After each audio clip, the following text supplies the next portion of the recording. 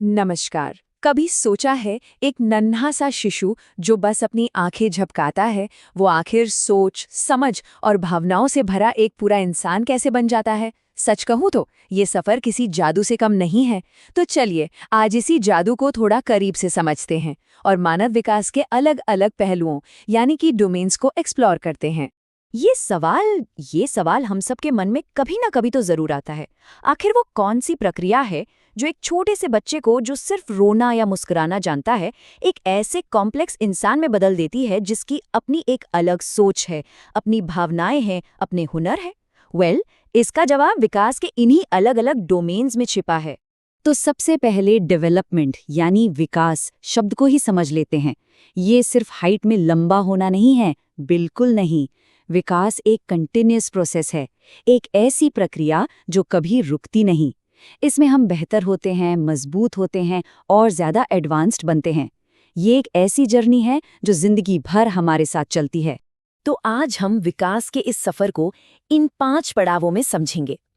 हम शुरुआत करेंगे फिजिकल ग्रोथ से, फिर दिमाग की गहराइयों में उतरेंगे, भावनाओं और रिश्तों को समझेंगे और आखिर में देखेंगे कि ये सब हिस्से, ये सब डोमेन्स मिलकर कैसे एक पूरी होलिस्टिक पिक्चर बनाते हैं। चलिए शुरुआत करते हैं सबसे बुनियादी, सबसे विजिबल डोमेन से, फिजिकल एंड मोटर ग्रोथ। सीधी सी बात है, इसमें हमारे शरीर की ग्रोथ जैसे हाइट और वेट का बढ़ना और हमारी मूवमेंट्स को कंट्रोल करने की जो काबिलियत होती है उसका विकास शामिल है। और दिलचस्प बात यह है कि शरीर का विकास एक खास पैटर्न फॉलो करता है। पहला सिद्धांत है सिफेलोकॉर्डल, जिसका मतलब है सिर से पैर की ओर। सोचिए, एक बच्चा पहले अपना सिर संभालना सीखता है, फिर बैठना और आखिर में चलना। विकास हमेशा ऊपर से नीचे की तरफ आता है। दूसरा सिद्धांत है प्रॉक्सिमोडिस्टल, यानी सेंटर से बाहर की ओर। शरीर के बीच के हिस्से जैसे कि धड़ पहले मजबूत होते हैं और उसके बाद हाथों और उंगलियों पर कंट्रोल आता है। हमारी जो मोटर स्किल्स हैं वो भी 2 तरह की होती हैं। एक है ग्रॉस मोटर स्किल्स, जिनमें शरीर की बड़ी मांसपेशियां यानी बिगर मसल्स काम करती हैं, जैसे दौड़ना, कूदना। और फिर आती हैं फाइन मोटर स्किल्स, जिनमें छोटी मांसपेशियों, छोटे मसल्स का कमाल होता है, जैसे पेंसिल पकड़ना या शर्ट का बटन लगाना।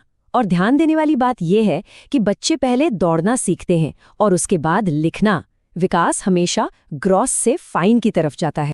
इसका सबसे अच्छा उदाहरण है एक बच्चे का चित्र बनाना। जब वो क्रेयॉन पकड़कर कुछ बनाता है ना, तो असल में वो अपनी उंगलियों की छोटी छोटी मांसपेशियों और हैंड आई कोऑर्डिनेशन को ट्रेन कर रहा होता है। यही तो है फाइन मोटर स्किल्स का जादू। शरीर के विकास के बाद अब बारी है दिमाग के विकास की, यानी कॉग्निटिव एंड लैंग्वेज डेवलपमेंट। ये वो डोमेन है जो हमें सोचने, समझने, याद रखने और बात करने की शक्ति देता है। इसी की वजह से हम एक प्रॉब्लम सॉल्वर और एक कम्युनिकेटर बनते हैं। महान मनोवैज्ञानिक जीन पियाजेट ने कॉग्निटिव डेवलपमेंट को 4 स्टेजेस में बांटा है। सेंसरी मोटर स्टेज में बच्चे अपने सेंसेस से छूकर, देखकर दुनिया सीखते हैं। प्री ऑपरेशनल स्टेज में भाषा तो आ जाती है, लेकिन सोच में लॉजिक की कमी होती है।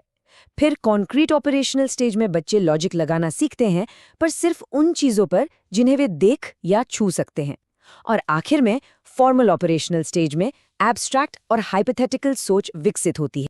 सेंसरी मोटर स्टेज का एक बड़ा ही जादुई मोमेंट है ऑब्जेक्ट परमानेंस को समझना। इसका मतलब क्या है? इसका मतलब है ये जानना कि कोई चीज़ अगर आंखों के सामने नहीं है तब भी वो एग्जिस्ट करती है। अक्सर देखा जाता है कि बहुत छोटे बच्चे के सामने से खिलौना हटाओ तो वो भूल जाता है, पर कुछ महीने बाद अगर आप खिलौना छिपाएंगे तो वो उसे ढूंढने लगेगा। बस यही है object permanence. Pre operational stage में बच्चों की सोच कमाल की होती है। वे एनिमिस्टिक थिंकिंग करते हैं, मतलब उन्हें लगता है कि उनके खिलौनों में भी जान है और बादलों को भी चोट लगती है। साथ ही उनमें ईगोसेंट्रिज्म होता है। उन्हें लगता है कि पूरी दुनिया उन्हीं के नजरिए से देखती है। अगर उन्हें कुछ पसंद है तो इसका मतलब है कि सबको वही पसंद होगा। और हाँ, कॉग्निटिव डेवलपमेंट के साथ साथ भाषा का विकास भी बहुत तेजी से होता है। जन्म के समय रोने से कम्युनिकेशन शुरू होता है, फिर 4 महीने में कूइंग, 7 महीने में बाबा, मामा जैसी बैबलिंग और 1 साल के होते होते पहले सार्थक शब्द बोलने की शुरुआत हो जाती है। शरीर और दिमाग के बाद अब बात करते हैं दिल और समाज की। हमारा तीसरा डोमेन है socio emotional and moral development. ये वो जगह है जहां हम खुद को, अपनी भावनाओं को और दूसरों के साथ अपने रिश्तों को समझना सीखते हैं। यही हमारा सही गलत का एक मॉरल कंपास बनता है। तो सोशियो इमोशनल डेवलपमेंट का मतलब क्या है? बहुत सीधे शब्दों में, खुद को समझना, अपनी फीलिंग्स को पहचानना, उन्हें मैनेज करना और समाज के तौर तरीकों को सीखना। यही वो हुनर है जो हमें दूसरों के साथ जुड़ने और एक बेहतर इंसान बनने में मदद करता है। सही और गलत की समझ यानी मोरल डेवलपमेंट कैसे बनती है? पियाजेट और कोलबर्ग ने इसे बहुत अच्छे से समझाया है। शुरुआत में बच्चों को लगता है कि नियम तो पत्थर की लकीर है, उन्हें बदला नहीं जा सकता, पर धीरे धीरे वे समझते हैं कि नियम सबकी भलाई के लिए होते हैं और फ्लेक्सिबल हो सकते हैं। और कोलबर्ग बताते हैं कि असली मॉरल डेवलपमेंट तब होता है जब हम इनाम या सजा के डर से नहीं, बल्कि अपने अंदरूनी सिद्धांतों और कॉन्शियंस के आधार पर फैसले लेते हैं। तो हमने विकास के अलग अलग डोमेन्स देखे, फिजिकल, कॉग्निटिव, सोशियो इमोशनल। लेकिन सबसे ज़रूरी बात यह है कि ये अलग अलग हिस्से नहीं हैं।